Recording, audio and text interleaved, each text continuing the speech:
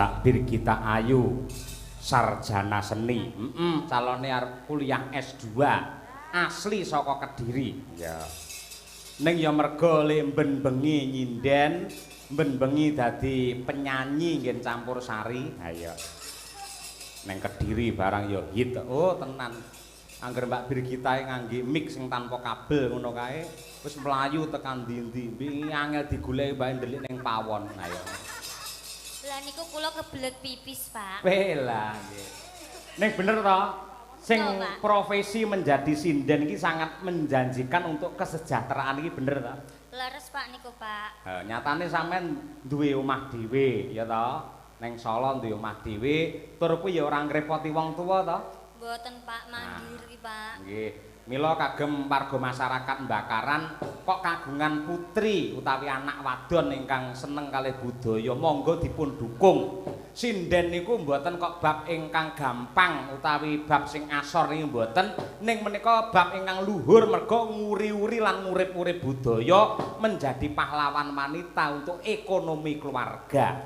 Iya. Tur dadi sinden ki cucuk tenan. Oh, sewengi ngene ora kurang kok 1 juta, ping 30 moko ben-bengi tanggapan wis 30 juta. Mila ibu-ibu ingkang kagungan anak wadon kok duwe suara apik, mangajari nyinden kemawon. Dadi sinden ki cucuk kurup nduk timbangane drep. Ha iya, iki tenan. Kaya ngono kuwi. Kaya Mbak Birgita wah opor bebek cukup awake dhewek. Ya to, Bir? Nggih, Pak. Nah, ngono tapi sakjane Pak, kula niku nggih pengene nganu Pak, selain jadi sinden niku kula niku pengene nggih pekerjaan yang lain, Pak. Loh, lah nggenmu dadi sinden iki ngopo? Kepepet butuh napa piye Mas Sam? Nggih mboten, maksudnya kan kula niku nggih pengen sukses seperti warga Bakaran Wetan iki lho, Pak. Jadi napa niku nelayan, terus juragan napa niku bandeng ngono iku kula nggih pengen, Pak, pengusaha ngoten niku. Jare ning omahku ya duwe bandeng. Lah makane Pak, kok bandeng to Pak? Lah, tahu Pak. Kowe ya tahu kaya. Tahune dipangan bandeng kaya. Ya pancen patut minangka conto ngono kuwi. Sing jenenge seniman ki kaya kowe iki laris ora selawase to, Bir. Ana wektune esuk bakal disusul karo generasi berikutnya. Padha karo aku ya ngono, bakal ana generasi meneh. Lah kudu bisa nuwun sewu ya kuwi ada sampingan yang untuk kesejahteraan di masa yang akan datang. Kaya Bukesi duwe kos-kosan lho kaya ngono kuwi. Anu Pak, lek jenengan niku lek kira-kira Pak nek wis pensiun dalang niku pengen dados napa? Dukun. Dukun. Iya. Aduh, Mas, kuwi dilenggahi karo mbiyen kuwi sing bimbing aku lho, Mas Miftahul Janah. Riyen saya nyindeni kula lho Pak, malahan. Iya, kuwi Mas Miftahul Irsan kuwi dalang hebat saka ngendi ngene Mas? Bluro ya Mas? Bluro niku riyen sing bimbing TA kula Pak. Estu nilainya satu angkatan itu terbaik niku Mas Jolondor. Bareng mulih tenggen Bluro dadi dalang kondang laris biyen ning saiki gamelane wis entek. Buta. Iya. Nggih. Yo ngaturke panglipur ya, Bir. Nggih, Pak. Ya, iki jeneng kula bawanana dhisik. Nggih, kula nggih ngaturaken wilujeng dalu kagem Mbah Supar nggih to, Pak, sing kang nyuwun Sinten? jeneng kula. Nggih, Mbah Supar. Mbah Supar ampun kesupen, mengke kula disangoni terasi lho, Mbah. Biasane nganu Pak, lek kula teng mriki niku sowan teng daleme Mbah Supar. Terus disangoni terasi glundungan gede bunder-bunder kayak Pak. Ya Allah ampuni ra ilang Pak pirang-pirang dina Pak, tenan Pak. Walah. Saking enake Pak. Lah awakmu iki sinden kok golek terasi arep nggih apa? Wong ning omah ya ora tau masak. Masak ya, Pak. Masak apa? Ya sambel. Indomie, ayo. Ayo, banyu, ayo ngono kuwi. Ayo, terasi. Ngono kuwi. Ayo Bir, ayo Bir.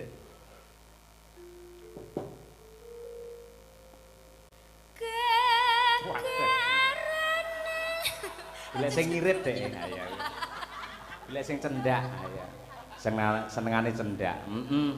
Lah wau kan Bukesi sampun dandang gula. Oh, betul, betul. Iya. Kuwi sinden pinter ya ngono kuwi. Ayo, pinter. Ayo. Golek gampang, ayo. Enggak.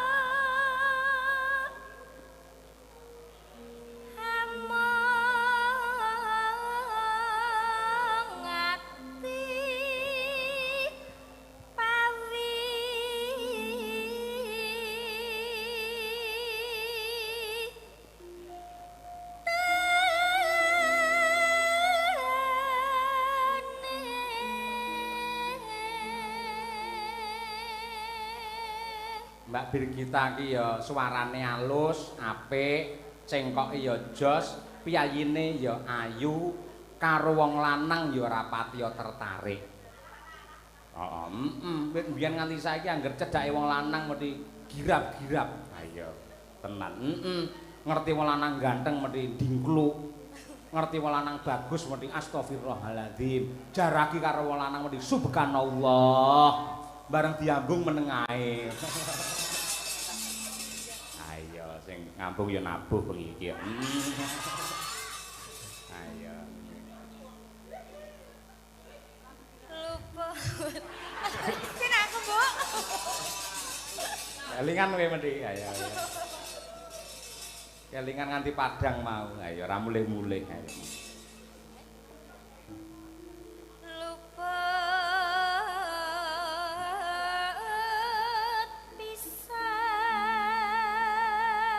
Kena pisan. Kena pisan.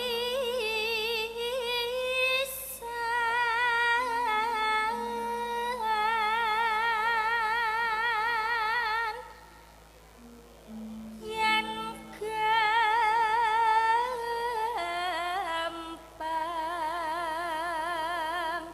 luwih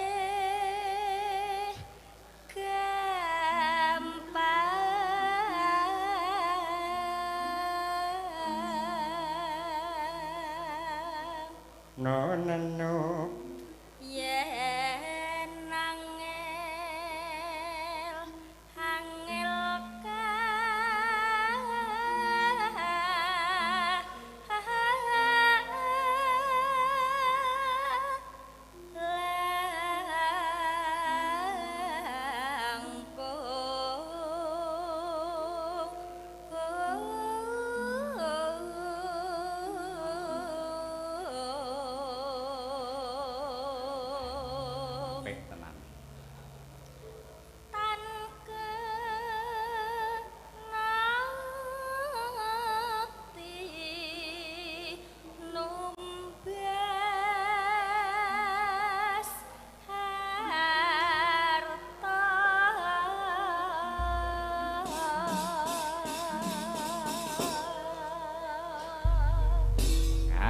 Sembah nuwun.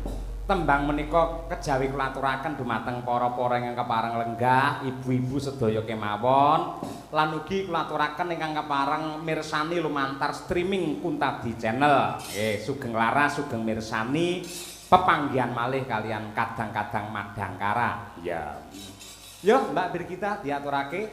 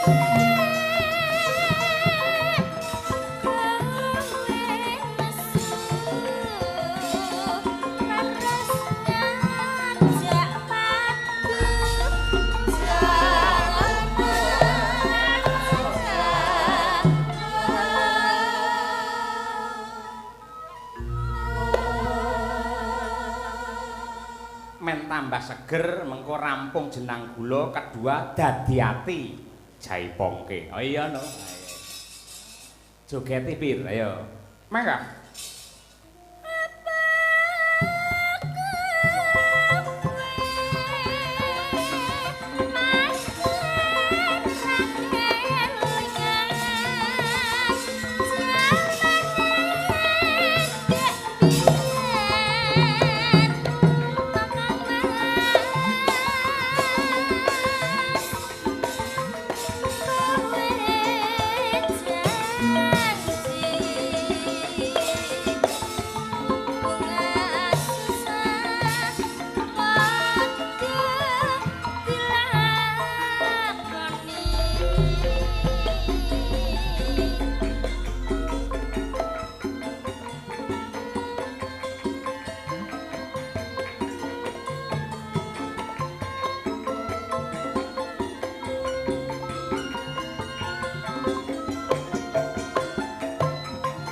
Awas.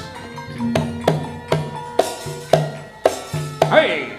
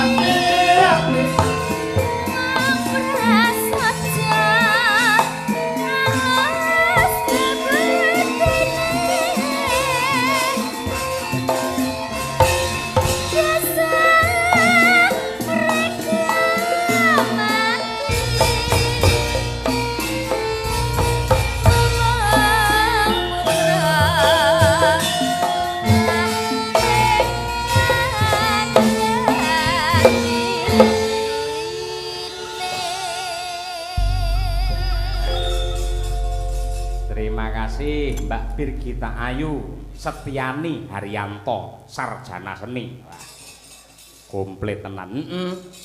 Mula marem banget nduk awake dhewe iso sowan ning desa mligi ning Bakaran Wetan. Merga desa kuwi jantunge negara. Adeke negara lan majune kutha kabeh kuwi cikal bakale ya saka desa. Ngibarate desa kuwi oyot, kutha kuwi pang, dene negara kuwi wite. Masa? Nadyan wite kuwi gedhe, pange kuat, godhonge ngrembuyung, wohe seger, yen oyote ora bakoh, kena banjir lan lesus gampang rubuhe. Paribasane ngono kuwi. Ngono kuwi. Dadi yen pengin mulyake negara kuwi ya kudu diwiwiti saka mulyake wong desa luwih dhisik. Nah, sing jenenge mbangun desa kuwi ora mung tanggung jawabe Bapak Kepala Desa atau Pak Lurah lan perangkate nanging kabeh wong sak desa kudu tanggung jawab nunggal niat nunggal kiblat golong geleng gilik rasane kanggo ya kuwi gotong royong ndandani lan uga mbangun karo desane. Mula desa sing apik kuwi mesti nengenake marang musyawarah. Tegese ngregani lan ngajeni usule sapa wae sing hanjok marang kebecikan. Raharjane desa kuwi tukul saka bumi kang dirawat, sejarah sing dijaga, budaya sing direksa, tradisi sing tansah diuri-uri. Ya. Bumi ing desa sing subur kuwi pancen anugrah. Ning yen desa bakal endah lan gawe bungah. Yektine bisa tuwuh yen pejabate kuwi ora serakah lan bisa amanah. Kawulane tansah nengenake guyub rukun sing kabeh mau ambabar marang barokah. Ya. Ngono ya, Mak. Kaya ngono kuwi. Wis kaya mbakaran wetan ngene iki anane mung samat sinamadan, gotong royong, guyub rukun, manunggal tetunggalan kanggo ngreksa lan uga njaga kamulyane wong sak desa. Ya. Yo, aja nganti ninggal katresnane para warga masyarakat ing Bakaran Wetan. Ya, Nduk, Nimas Ayu Winong Nawangsih saking Tulungagung. Nah, iya juga. Men jumeneng cublak-cublak suweng coba kaya apa diaturake. Yuk, tetus.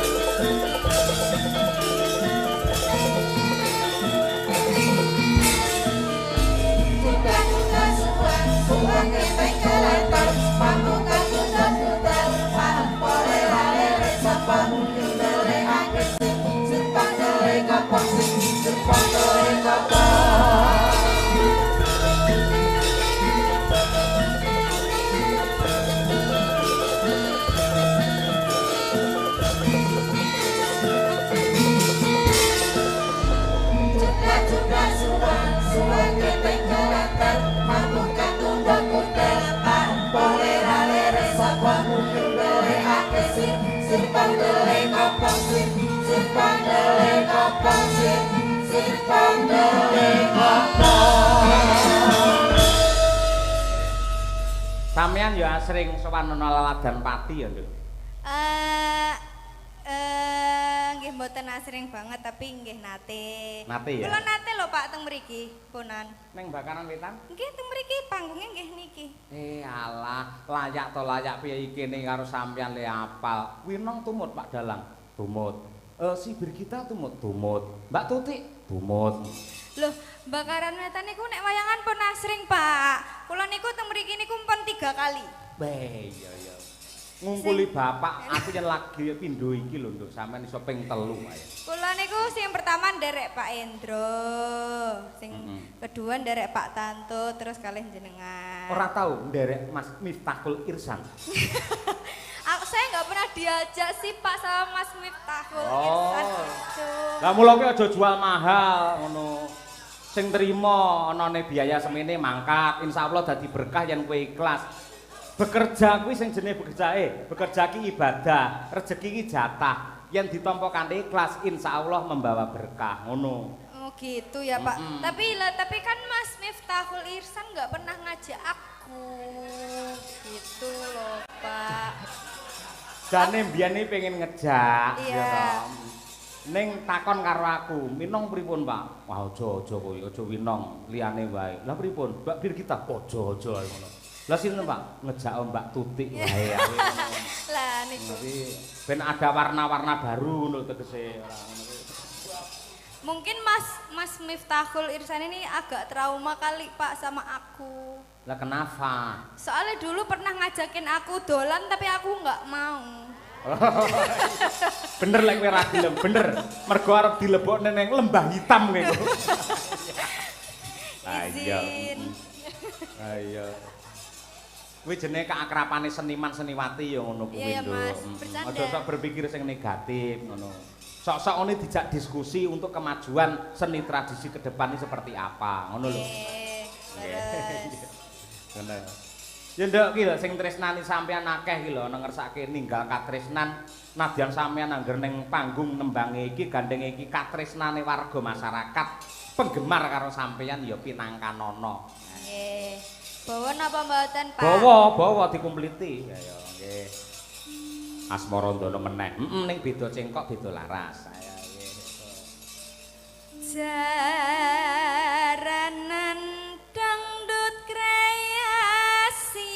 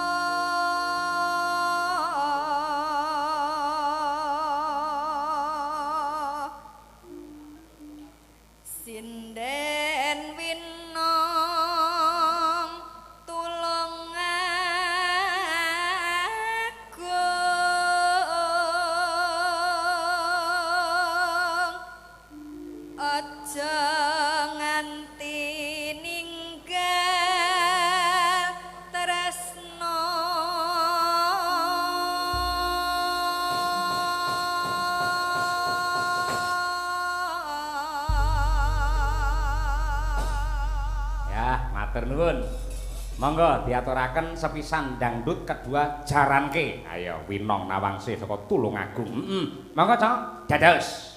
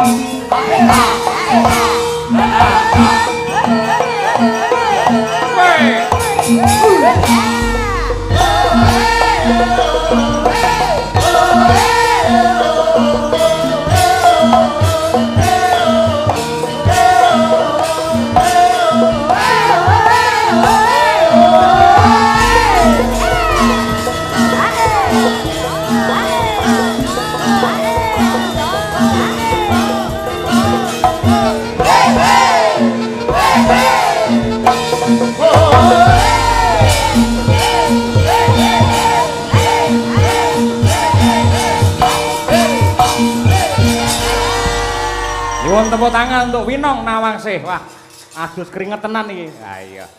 Nyambut gawe tenan. Buat-buat arep ngopeni anake maratuwa. Ha iya. Sing endi? Sing ndi-endi? Ha iya. Siapa sih, Pak? Lho bakal lak yo urip karo anake maratuwa to. Iya, tapi masa aku yang ngopenin? Ya. Gak mau ah. Ya saling mengopeni ngono lho.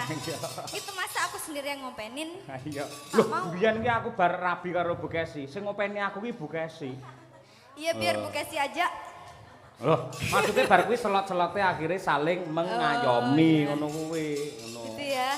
Aja peh sing wedok ki kayane luwih akeh, apa ki duwite luwih akeh, luwih sugih njur sepiyah karo wong lanang aja nganti. Ayo. Mboten, Pak, niku kelakuannya Mbak Birgita. Oh iya. Niku. Ayo. Kancane sing disampluk wah ora. Matur nuwun. Engko lelagon sing urung diaturake engko nggen gara-gara dipinangkani ya, Nok. Iya, ngono ya, Mak. Nadyan kaya ngopelan kepiye iki lakone dawa wiwit saka kangsa adu jago mengko kok krasana